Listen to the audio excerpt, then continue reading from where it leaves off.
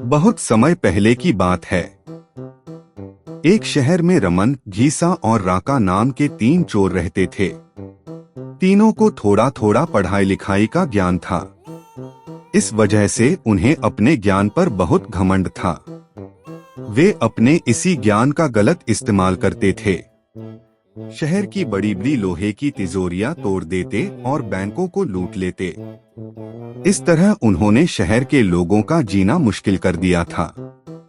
एक दिन उन्होंने शहर के सबसे बड़े बैंक में चोरी की और सारा माल लेकर भाग निकले।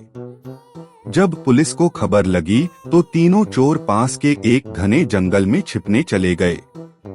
जंगल में जाकर उन्होंने देखा कि वहाँ बहुत सारी हड्डियां बिखरी पड़ी थीं। रमन ने देखकर कहा, ये तो किसी शेर की हड्डियां लग रही हैं।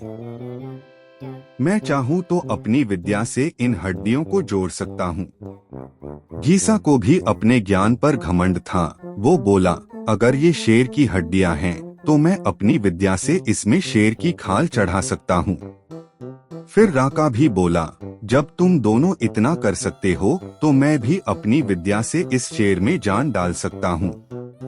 फिर क्या था, तीनों ने अपनी अपनी विद्या का इस्तेमाल करना शुरू कर दिया। थोड़ी देर में रमन ने हड्डियां जोड़ दी, घीसा ने खाल चढ़ा दी और राका ने उसमें जान डाल दी। अब उनके सामने एक असली और खतरनाक शेर खड़ा था। तीनों चोर उसे देखकर डर से कांपने लगे। लेकिन शेर को तो भूख लगी थी। उसने तीनों पर हमला कर दिया और उन्हें खा गया। शेर अब खुश होकर जंगल की ओर चला गया।